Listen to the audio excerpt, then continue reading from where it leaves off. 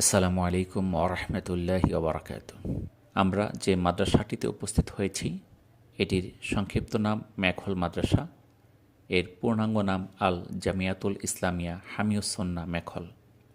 চট্টগ্রামের হাটহাজারী উপজেলার মেখলে অবস্থিত একটি কওমি মাদ্রাসা বা বেসরকারি ইসলামী বিদ্যাপীঠ।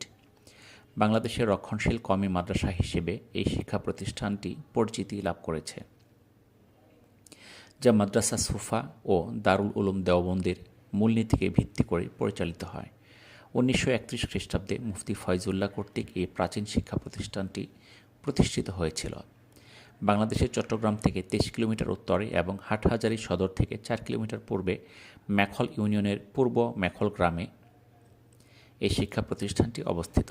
1931 হতে 1978 পর্যন্ত হুজুরের বাড়ির মসজিদ ও তার সংলগ্ন পুকুর পাড়ে এই শিক্ষা কার্যক্রম চললেও পরবর্তীতে স্থান সংকুলান না হওয়ায় 1978 সালে বর্তমান অবস্থানে প্রতিষ্ঠানটি স্থানান্তরিত করা হয়েছিল।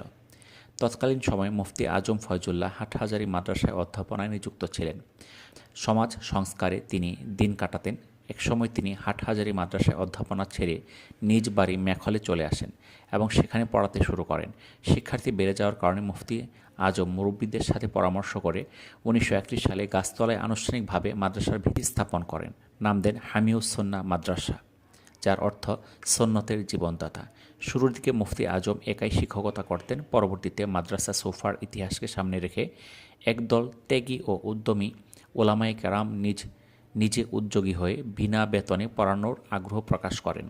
মুফতি আজম তাদের অনুমতি প্রদান করেন, যাদের মধ্যে মাওলানা আজিজুল সাহেব, খতিবে আজম সিদ্দিক আহমদ সাহেব, মাওলানা কাসেম ফরাজি সাহেব, মাওলানা মুজাফর রহিমাহুল্লাহ সহ অনেকেই।